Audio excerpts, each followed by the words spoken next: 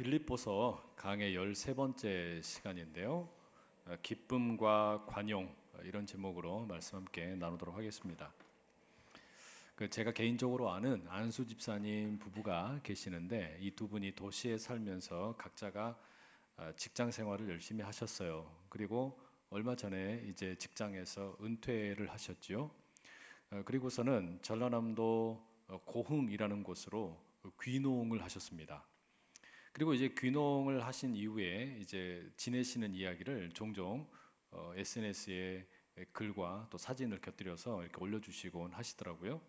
이 귀농 이야기를 함께 읽는데 참 재미있었습니다. 예를 들면 그 농가에 아주 허름한 주택을 구입을 하셔가지고 이걸 이제 개조하는 이야기를 이렇게 소개해 주시는데 뭐 장판도 다 새로 하고 도배, 뭐 전기 이런 거를 혼자서 다 하시는 이야기를 이렇게 소개를 해주기도 하시고요.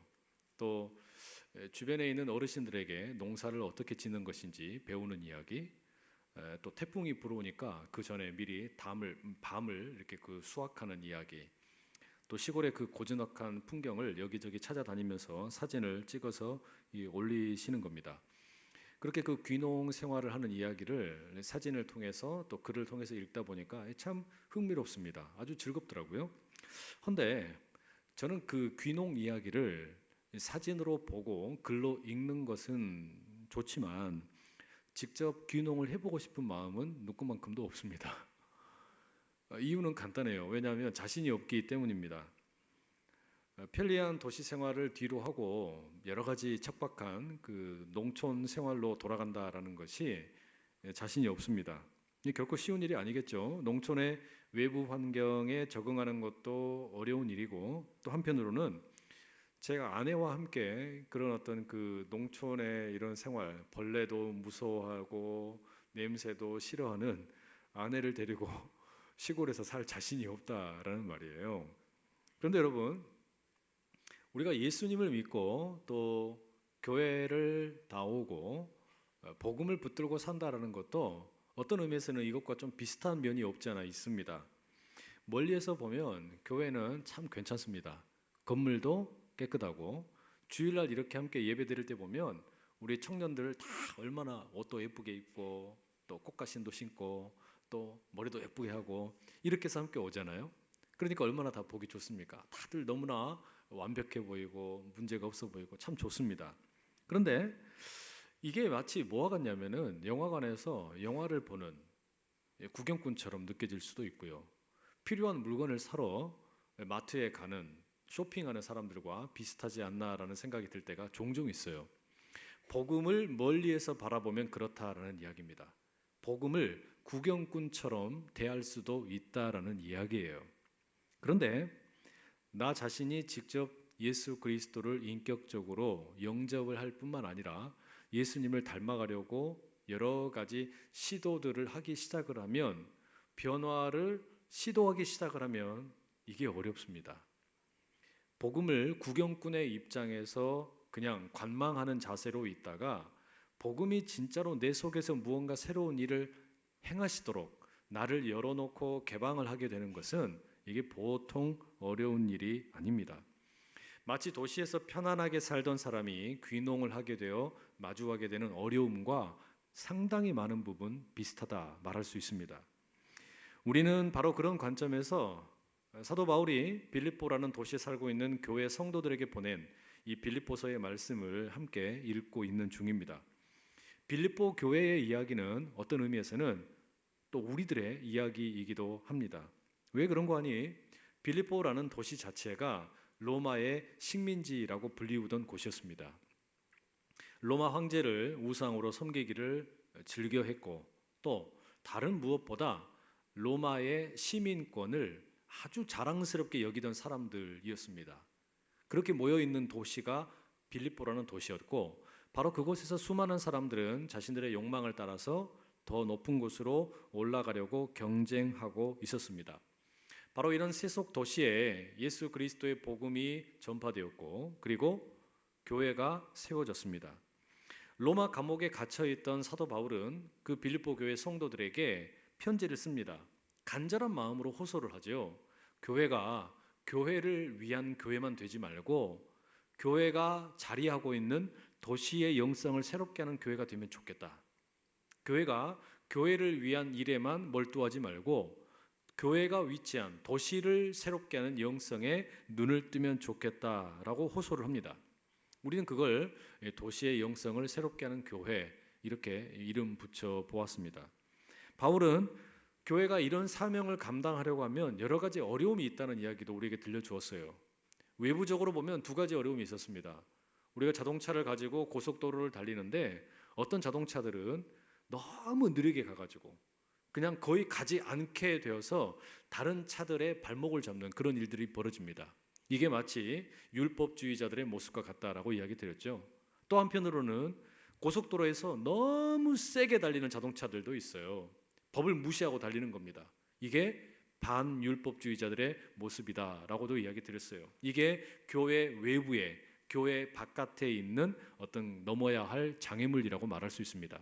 그런데 또 한편으로는 교회가 극복해야 할 장애물이 또 있어요. 그게 뭐냐면 교회 바깥이 아니라 교회 내부입니다. 내부에서 극복해야 될 장애물이 있습니다. 오늘 본문 2절 이하에 이런 내용이 소개되죠. 내가 유오디아를 권하고 순두개를 권하노니 주 안에서 같은 마음을 품으라. 여기에 보면 교회에서 리더로 활동하던 그 두 여인의 이름이 소개됩니다. 유오디아와 순두개입니다. 이 두 여인은 교회에서 아주 중요한 직책을 맡았던 여인들로 보입니다. 그런데 이 두 여인이 다툼이 일어났어요. 갈등이 생긴 겁니다. 그 갈등의 원인이 무엇인지, 얼마나 깊게 싸웠는지 우리가 그걸 정확히 알 길은 없습니다. 하지만 분명한 건 뭐냐면 사도 바울이 교회 바깥에서 극복해야 될 두 가지 장애물에 대한 이야기를 한 후에 이제는 교회 내부의 갈등에 대한 이야기를 하고 있다라는 사실입니다. 그리고 바울은 이 두 여인에게 권면합니다. 같은 마음을 품으라라고 이야기하죠. 여러분, 같은 마음을 품으라라는 이야기는 사실 사도 바울이 2장 2절에서 이 빌립보 교회 성도들 전체를 향하여 이미 했던 이야기입니다. 그런데 여러분, 그러면 이 지금 유오디아와 순두개라는 두 여인이 교회 리더인데 싸웠단 말이에요. 갈등을 일으켰어요. 근데 이 두 여인에게 같은 마음을 품으라라고 권면을 한 거, 훈계를 한 것은 이게 어떤 차원의 성격을 가지고 있는 걸까요? 여러분, 3절의 말씀 좀 길지만 한번 같이 한번 읽어보시죠. 3절입니다. 시작.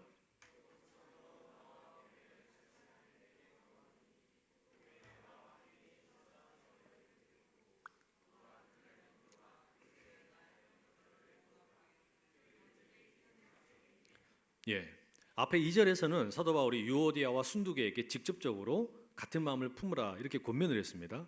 그리고 3절에는 뭐라고 이야기하냐면 이번에는 나와 멍에를 같이 한 너에게 부탁한다 이렇게 이야기합니다. 멍에를 같이 한 자.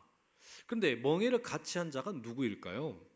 이게 누구인지 알 길이 없죠. 우리는 모릅니다. 하지만 아마 1세기에 빌립보 교회 성도들은 그게 누구인지 알고 있겠죠. 어쩌면 그가 어떤 특정한 개인일 수도 있습니다. 하지만 저는 이 멍에를 같이 한 자라는 것을 개인으로 이해하지 말고 빌립보 교회 전체로 이해해도 괜찮겠다라는 생각이 들었어요. 무슨 말이냐면 바울은 교회를 가리켜서 뭐라고 부르냐면 멍에를 함께 한 사람들의 모임이라고 부르는 거예요. 교회가 뭐냐라고 할 때 바울의 정의는 멍에를 같이 하고 있는 사람들의 모임, 이게 바울이 생각하는 교회론이라는 겁니다. 그래서 멍에를 같이 한다는 것은 여러분 어떤 거겠습니까? 고통을 같이, 기쁨도 같이, 슬픔도 같이, 눈물도 같이, 이렇게 모든 것을 함께 하는 그런 어떤 공동체라는 의미를 담고 있는 것이죠. 그게 멍에를 같이 한 자로서의 교회라는 의미입니다. 그래서 사도 바울은 지금 유오디아와 순두개 두 사람이 다툼이 있다는 것을 알고 있기 때문에 두 사람을 향해서는 같은 마음을 품으라고 이야기하고, 원론적인 이야기죠. 교회를 향해서도 이야기하는 거예요. 교회는 멍에를 같이 하고 있는 사람들의 모임이니까 여러분들이 유오디아와 순두개를 좀 도와주십시오. 근데 왜 도와줘야 되냐? 유오디아와 순두개가 사도 바울과 함께 복음을 위해서 수고한 자들이기 때문이라는 겁니다. 알고 보니까 모든 교회 성도들은 이 멍에를 같이 하고 있는데, 이게 왜 멍에를 같이 하고 있는 거냐면 복음을 위해서 함께 수고하기 위해서 멍에를 같이 하는 것이죠. 그러지 않겠습니까? 그죠? 어쩌면 저는 이 사도 바울이 예수님께서 마태복음 11장 28절에서 30절에 해주셨던 말씀을 알고 있었던 것은 아닐까라는 생각이 들었어요. 예수님이 이런 이야기 들려주십니다. 여러분 잘 아는 이야기죠? 마태복음 11장 28절에서 30절인데요. 제가 읽어드릴게요. 수고하고 무거운 짐진 자들아 다 내게로 오라. 내가 너희를 쉬게 하리라. 나는 마음이 온유하고 겸손하니 나의 멍에를 메고 내게 배우라. 그리하면 너희 마음이 쉼을 얻으리니 이는 내 멍에는 쉽고 내 짐은 가벼움이라. 여러분 이 말씀에 28절만 좋아하시죠? 수고하고 무거운 짐진 자들아 다 내게로 오라. 내가 너희를 쉬게 하리라. 여러분 좋아하시는 말씀이잖아요, 그죠? 그런데 여러분 이 말씀의 본래의 가장 중요한 의미는 29절과 30절에서 확인을 해야 돼요. 예수님 뭐라고 그러십니까? 내게로 오라고 말씀을 하셔놓고서 뭐라고 그러냐면 예수님과 함께 멍에를 매자라고 이야기합니다. 멍에라는 것은 여러분 본래 뭐냐면 그 밭을 가는 소가 있는데 소 두 마리에게 함께 얹어 놓은 그 어떤 농기구입니다. 그래서 그 농기구가 얹어지게 되면 소들이 함께 이렇게 이제 일을 하러 가면서 이 힘을 전달받아 가지고 밭을 갈기도 하고 뭐 여러 가지 일들을 하게 된단 말이죠. 예수님께서는 우리 보고 오라고 하셔놓고서는 예수님과 함께 멍에를 매자고 이야기하세요. 그러면 짐이 가벼워질 것이다 라고 이야기하시는 겁니다. 이게 뭐냐? 교회라는 거예요. 교회는 멍에를 함께 맨 자들의 모임인데 누구와 함께 멍에를 맨 겁니까? 예수님과 함께 멍에를 맨 거예요.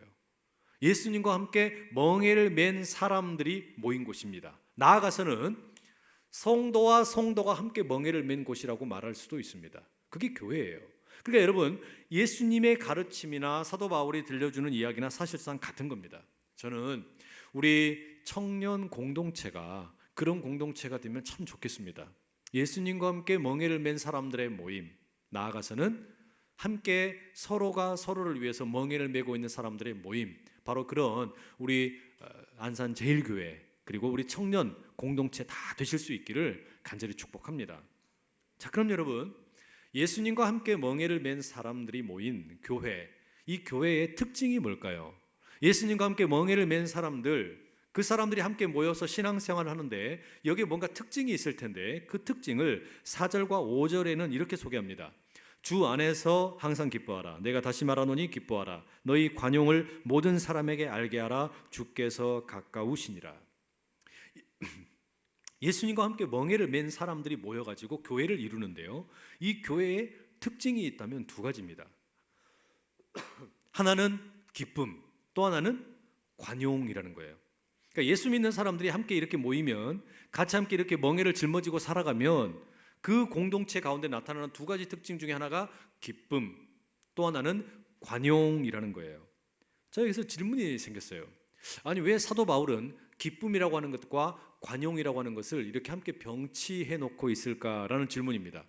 왜 기쁨과 관용을 함께 이야기할까라는 거예요. 근데 가만히 곰곰이 생각을 해보니까 답을 알 수 있었습니다.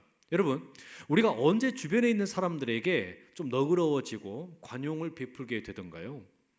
여러분들은 언제 여러분 주변에 있는 사람들에게 좀 너그러워지시나요? 언제 여러분들은 여러분 주변에 있는 사람들에게 이렇게 관용을 베풀 수 있더냐라는 말이에요. 언제입니까? 아마 여러분 마음에 기쁨이 있을 때일 겁니다. 내 마음에 기쁨이 있을 때에는, 내가 뭔가 이렇게 기쁨이 가득할 때에는 나에게 커다란 잘못을 한 사람에게도 관용을 베풀 여유가 있어요. 넉넉한 마음이 생긴다는 이야기입니다. 그죠? 그런데 내 안에 기쁨이 없으면 사실 다른 사람들에게 여유 있는 넉넉한 마음으로 관용을 베푼다라는 거 쉽지 않습니다. 그러니 여러분 우리가 이렇게 얘기할 수 있는 겁니다. 관용은 기쁨이 있을 때 가능합니다. 그런데 또 반대로 보면 내가 기쁨 가운데 관용을 베풀었는데 이렇게 관용을 베풀고 난 다음에는 무슨 일이 생기냐? 그 관용을 베풀었다는 일이 다시 내게로 돌아와서 나의 기쁨을 더 깊게 만들어줍니다. 내가 가지고 있는 기쁨을 더 깊게 뿌리 내리게 만들어주는 거예요. 그래서 내가 지금 가지고 있는 기쁨이 상대방에게 관용을 베풀 수 있는 동력이 되고, 또 그 관용을 베풀었던 것은 다시 내게로 돌아와서 나의 기쁨의 깊이를 깊게 만들어준다라는 이야기입니다. 바로 그런 이유 때문에 사도 바울은 이 교회 성도들이 예수님과 함께 멍에를 메고 있다면 자연스럽게 기쁨과 관용은 나타나게 될 것이다 라고 이야기합니다.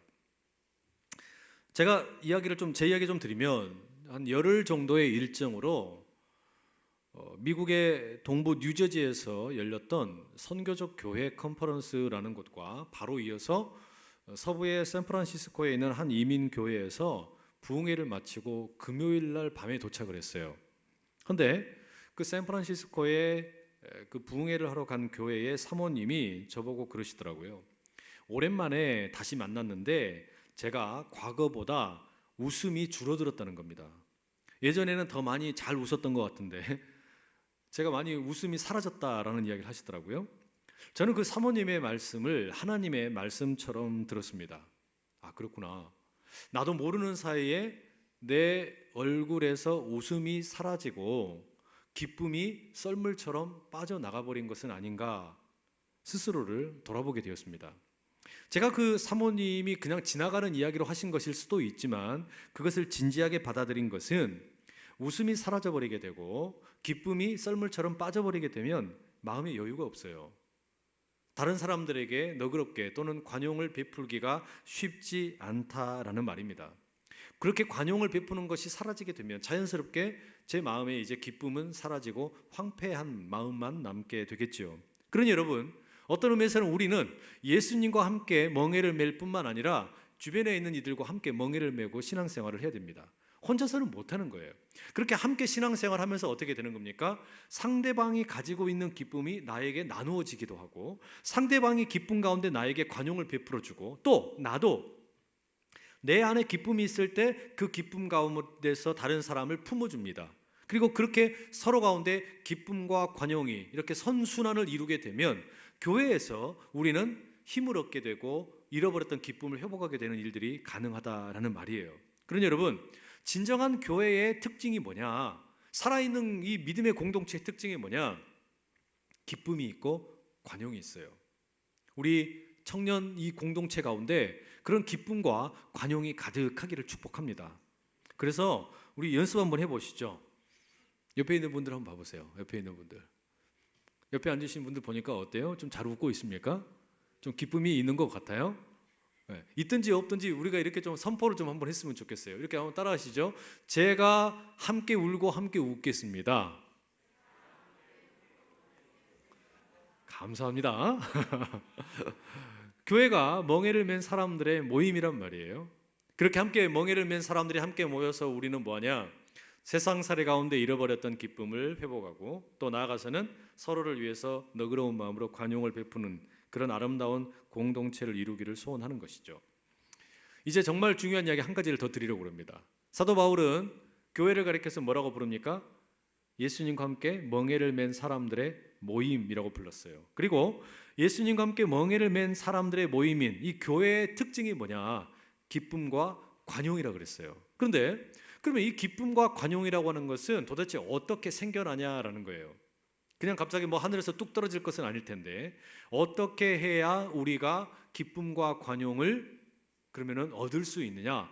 그 어떤 근본, 어떤 그 뿌리가 뭐냐라는 거예요. 여기에 대해서 사도 바울이 두 가지를 이야기합니다.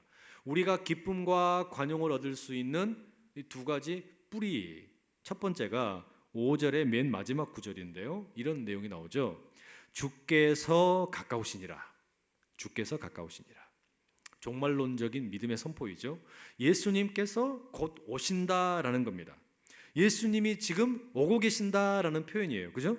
근데 여러분, 어떤 사람들은 이 종말론적인 표현이 기쁨이나 관용의 근거가 아니라 오히려 어떤 부담감 또는 편협함, 지나친 긴장감으로 받아들이는 분들도 꽤 많습니다.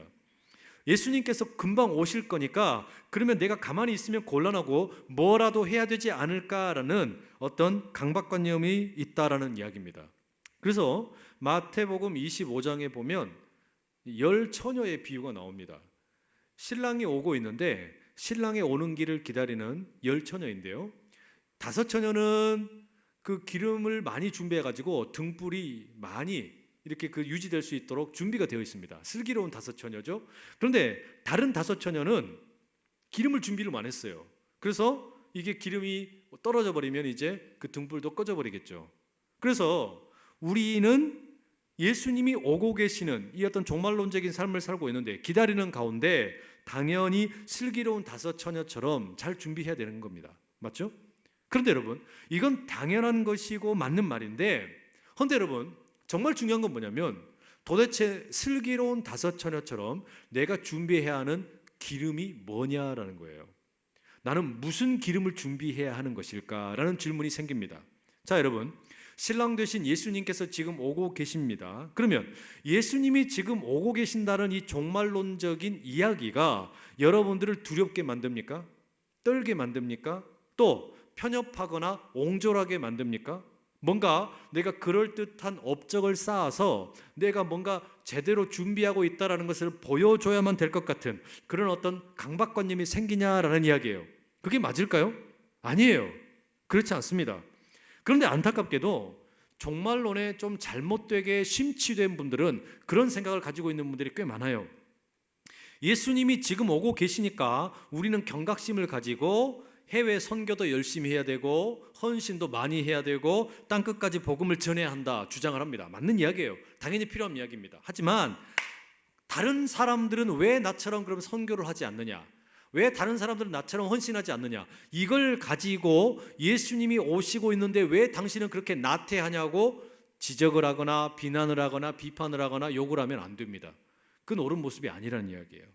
여러분, 신랑을 기다리는 신부를 한번 상상을 해보세요. 신랑을 기다리는 신부가 준비해야 할 게 뭘까요? 신랑을 기다리는 신부가 물론 아파트도 한 채 준비해 놓고 자동차도 좋은 거 하나 준비해 놓고 통장도 여러 개 준비해 놓으면 좋겠죠. 곧 결혼한다면서요.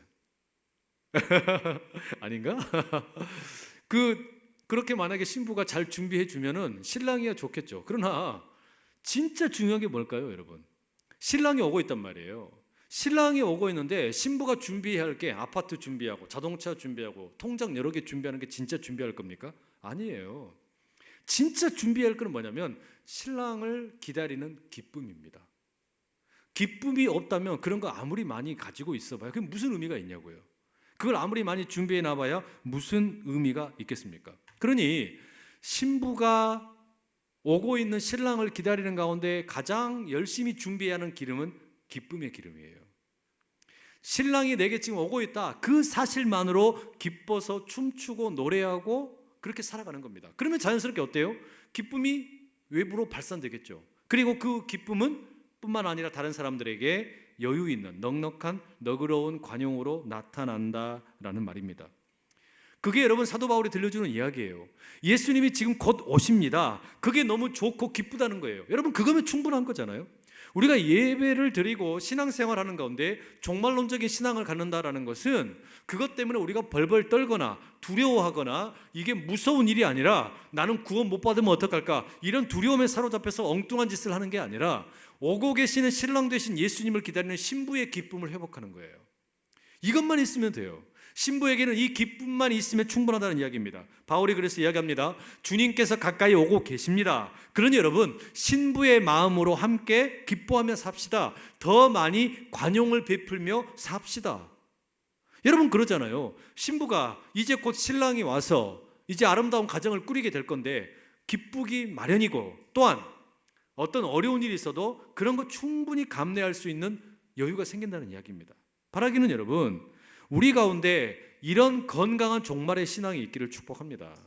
예수님이 오고 계신다라는 사실이 그저 무슨 공상과학 SF 영화에 나오는 아마겟돈 같은 그런 심판의 메시지가 아니란 이야기예요. 신랑이 오는데 왜 우리가 그걸 두려워합니까? 기뻐해야죠. 이 기쁨의 아름다운 신앙이 우리 모든 청년 여러분들 가운데 이 예배자 여러분들 가운데 가득하시기를 축복합니다. 또 하나 중요한 게 하나 더 있어요. 함께 멍에를 매는 것이 교회라고 했는데 이 교회가 기쁨과 관용을 드러내는 것이 당연하다 그랬습니다. 그런데 이 기쁨과 관용을 얻는 또 다른 통로가 어디냐? 7절의 말씀에 보면 하나님의 평강이라고 소개하고 있습니다. 우리 7절의 말씀 함께 같이 읽어보시겠습니다. 7절 시작.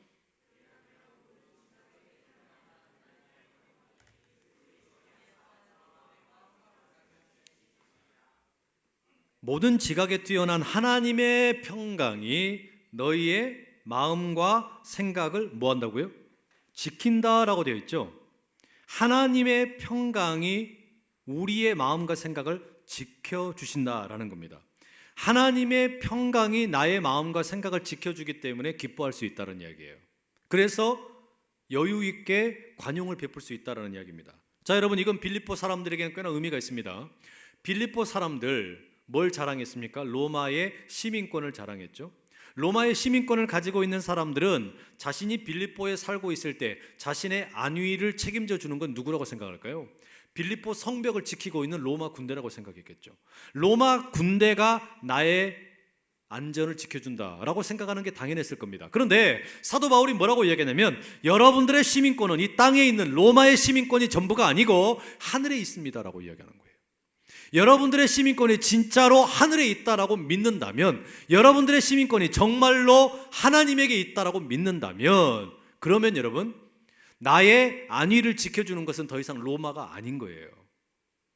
그러면 이제는 누가 나를 지켜주는 겁니까? 하나님이 나를 지켜준다는 이야기예요. 그래서 사도 바울 뭐라고 이야기해요? 하나님의 평강이 여러분들의 마음과 생각을 지키고 계십니다 이야기합니다.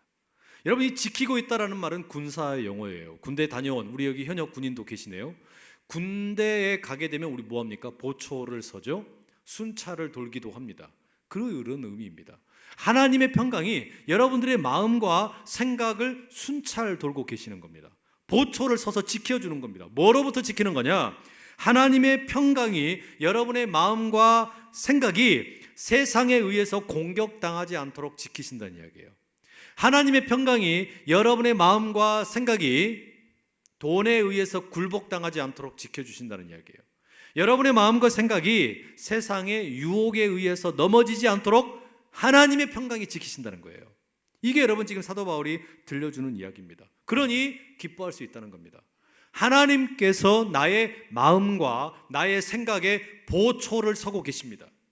그 어떤 군대보다 더 막강한 하나님께서 나를 지키신다는 거예요. 그러니 어떻습니까? 자연스럽게 기쁨이 나오고 관용이 나오는 겁니다.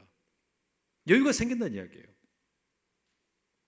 지난 주간에 제가 미국의 뉴욕 또 샌프란시스코 이렇게 다녀오는 가운데 그 세계 경제 중심지라고 하는 그 뉴욕 맨하탄 월스트리트에 그 투자 회사를 운영하는 빌 황이라는 이 한국계 미국인 장로님을 만난 적이 있어요. 이분이 아키고스 캐피탈 매니지먼트라는 상당히 규모가 커다란 이 투자 회사를 운영하고 있습니다. 뭐 우리나라에서 다 알만한 대기업들에게만 투자하는, 장기 투자를 하는 그런 회사예요. 어마어마한 규모를 자랑하더라고요.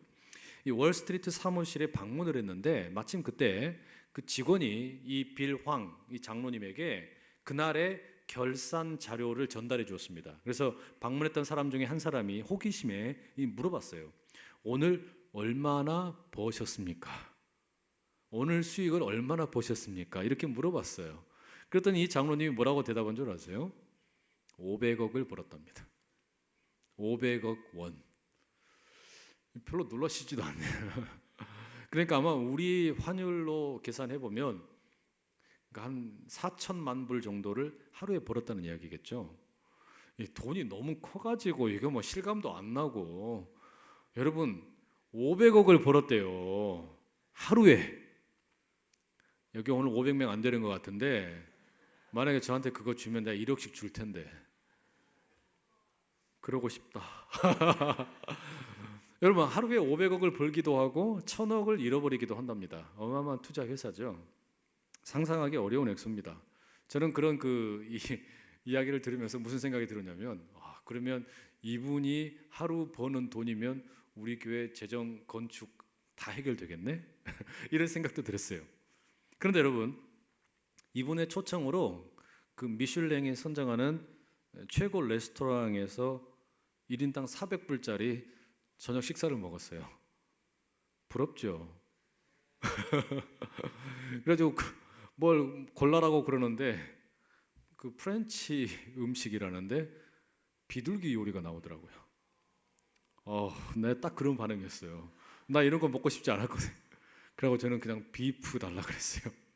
스쿼크 준다는 걸 비프로 다 바꿔달라 그랬는데, 근데 여러분 제가 인상적이었던 건 뭐냐면 거기서 먹은 음식도 맛있었지만 진짜 저에게 인상적이었던 건 뭐냐면 이 장로님의 이야기였습니다. 자기 간증이었어요. 이 장로님이 자기 재산의 한 1,000억 정도를 기부를 해가지고 공익재단을 만들었습니다. 그레이스 앤 머시 파운데이션이라는 공익재단입니다.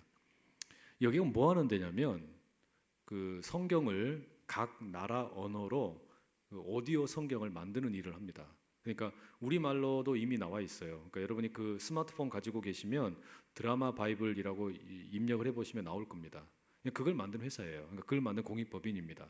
그러니까 우리말로도 이걸 했고 영어로도 만들었고 또 일본 말로도 지금 이제 거의 다 만들어서 곧 런칭을 한다 그러고 스페인 말로도 만들고 있더라고요. 그러니까 이분은 그런 어떤 그 성경을 함께 읽는 운동을 보급하는 것을 자기 사명으로 생각을 하시더라고요. 근데 왜 이런 일을 하게 되었냐? 이게 그냥 갑자기 하게 된 게 아니고요. 한 10년 전쯤에 그 월스트리트 이 뭡니까? 그 돈이 그냥 가장 많은 곳이잖아요. 세계에서 돈이 가장 많은 사람들이 모여 있고 돈이 나를 지켜준다라고 믿고 확신하는 사람들, 그런 신념을 가지고 있는 사람들, 자본주의의 어떤 최전방에 살아가고 있는 사람들입니다. 그러니까 돈이 나의 안정을 지켜주고 내 마음과 생각을 지켜준다라고 똘똘 뭉쳐 무장하고 있는 사람들이 모여 있는 곳 아닙니까? 그런데 거기서 이 장로님이 뭔가 유혹을 받아가지고 잘못된 투자나 이런 것으로 인해 가지고 패가 망신하게 된 거예요. 무너지게 된 거예요. 완전히 쫄딱 망하게 된 겁니다. 그런데 바로 그때 자기를 붙잡아 준 게 뭐냐면 말씀이었다는 거예요. 자기를 붙잡아 준 게 말씀이었고 그 말씀 때문에 본인이 다시 재기하게 되었다라는 겁니다. 그래서 그게 너무나 감격스럽고 놀라워서 뭐라고 이야기하냐면 우리가 삼시세끼 밥을 먹는 것처럼 우리는 하나님의 말씀을 먹어야 된다. 하나님의 말씀을 잘 먹어야 된다. 혼자 먹어서는 안 되고 함께 먹어야 된다라는 운동을 펼치고 있는 거예요. 그래서 이분이 하는 게 뭐냐면 Public Reading of Scripture라는 운동을 하고 있어요. 그러니까 공공장소에서 함께 성경 읽기 운동을 하는 겁니다. 그런 일환에서 드라마 바이블 이런 걸 이제 만들었고 이걸 보급을 하는 거예요. 근데 이분이 하는 이야기가 뭐냐면요, 자신이 과거에 살아왔던 삶을 보니까 나의 안전을 지켜주는 것은 돈이라는 그런 확신과 신념으로 살아왔다는 거예요. 그런데 10년 전쯤에 그렇게 한번 고꾸라지고 패가 망신할 그런 어떤 위기를 만나고 나니까 깨달은 게 뭐냐면 아니더라. 나를 지켜주는 것은 돈이 아니고 하나님의 말씀이더라는 걸 깨달은 거예요. 그리고 나서 뭐 한 겁니까? 그 하나님의 평강이 그리스도 안에서 너희 마음과 생각을 지키신다라는 것을 깨닫고 나니까 무슨 일이 생긴 겁니까? 삶의 자세가 달라진 겁니다. 이분이 워낙에 거물이기 때문에 뭐 웬만한 셀러브리티들이 다 이렇게 함께 만나고 이렇게 하는데 때때로 이렇게 그 크리스찬 기업가들이 찾아온답니다. 그리고서 나서 묻는데요. 어떻게 해야 내가 그러면 투자를 해서 잘 성공할 수 있을까요? 어떻게 내가 기업을 해야 잘 성공할 수 있을까요? 이분이 던지는 크리스찬 기업가들에게 하는 이야기는 늘 똑같대요. 뭐라고 이야기하냐면 당신이 당신 회사에 대해서 가지고 있는 열정의 수준만큼 성경을 사랑하는 마음을 끌어올리십시오. 그러니까 당신이 회사에 대해서 가지고 있는 열정을 투자하는 시간만큼 성경 읽는 시간을 늘리라는 거예요. 그런 마음으로 삶을 살아라는 거예요. 제가 그게 너무 감동이 됐어요. 하나님의 말씀이 나를 지켜준다. 하나님의 말씀이 정말로 나의 마음과 생각을 지키고 있다. 그 하나님의 평강이 나를 지키고 있다는 그 확신이 있는 사람만 이야기할 수 있는 거 아니겠습니까? 여러분, 우리가 젊을 때는 이게 확신이 안 들잖아요. 내 건강이 나를 지켜주는 거지, 병원이 나를 지켜주는 거지, 나의 어떤 돈이 나를 지켜주는 거고 내 가정이 나를 지켜줄 것처럼 느껴지잖아요. 그런데 여러분, 삶을 살아가다 보면 점점 더 우리가 깨닫는 게 뭡니까? 믿음 가운데 살아가는 사람이 고백하는 게 뭐냐면요, 하나님의 말씀이 나를 지켜주지 않으면 다른 무엇도 나를 지켜주지 못한다는 거예요. 하나님의 말씀으로부터 공급받는 그 평안함이 나의 생각과 나의 마음을 지켜주지 않으면 우리는 날마다 무너지기 쉬운 모래성과 같은 인생이라는 겁니다. 여러분, 주님과 함께 그리고 다른 성도들과 함께 우리가 멍에를 메고 있는 그런 교회가 된다라는 거, 그래서 우리가 기쁨을 드러내고 그리고 관용을 드러내는 그런 삶을 산다라는 거, 바로 그런 거예요. 신랑 되신 예수님이 오고 계시기 때문에 신부인 나는 신랑을 기다리는 마음만으로도 너무 기쁩니다. 그래서 관용이 넘치는 거예요. 그리고 하나님의 말씀으로부터 나오는 그 평강이 나의 마음과 생각을 지켜주고 계신다는 거예요. 그러니 나는 여유가 있어요. 기쁨이 있어요. 관용이 있어요. 바라기는 여러분, 우리 가운데 이게 실제가 될 수 있기를 축복합니다. 여러분들의 삶 가운데 젊음의 때에 전도서의 마지막 말씀처럼 너는 젊은 날에 하나님을 찾아라. 너의 창조주를 기억하라. 그 말씀처럼 우리 가운데 하나님의 말씀에 대한 사모함, 다시 오실 예수님을 기다리는 신부의 기쁨, 이게 우리 여러분 모두 가운데 가득하시기를 간절히 축복합니다. 그럼 여러분, 우리가 이렇게 고백할 수 있는 거예요. 오늘 본문의 6절 말씀 이렇게 되어 있죠. 아무것도 염려하지 말고 다만 모든 일에 기도와 간구로 너희 구할 것을 감사함으로 하나님께 아뢰라. 아무것도 염려하지 말고, 지금 일터도 염려가 되고 학교도 염려가 되고 결혼 문제도 염려가 되고 집을 마련하는 것도 문제가 되고 수많은 염려할 것들이 바글바글하지만 아무것도 염려하지 말고 모든 일에 기도와 간구로 나아가는 우리 젊은 믿음의 형제들 자매들 다 되실 수 있기를 축복합니다. 그거 어떻게 하는 거냐 궁금하시면 저에게 500원 들고 오세요. 가르쳐 드릴게요. 결혼 어떻게 해야 되냐, 돈도 없는데 결혼 어떻게 하냐 궁금하면 찾아오세요. 제가 가르쳐 드릴게요. 그냥 하면 됩니다. 믿음으로 해도 돼요. 아무 문제 없어요. 그게 너무 늦게 결혼하려고 그러지 말고 빨리빨리 결혼하세요. 일찍 결혼하면 아무것도 안 보이니까 그냥 할 수 있는데 늦게 결혼하면 자꾸 이것도 재야 되고 저것도 재야 되고 그러니까 이게 안 돼요. 안 돼. 그러니 여러분, 행복한 마음으로 주님께서 우리에게 맡겨주신 한 번뿐인 삶 아닙니까? 함께 멍에를 메고 살아가는 사람들, 주님과 함께 멍에를 메고 살아가는 사람들, 여러분의 삶 가운데 날마다 기쁨과 관용이 흘러넘치고 그것이 신랑 되신 예수님을 기다리는 신부의 기쁨이 되고 또한 나아가서 하나님의 평강이 나를 지켜주고 있다는 그 확신으로부터 나오는 기쁨과 관용이 될 수 있기를 간절히 축복합니다. 기도하겠습니다.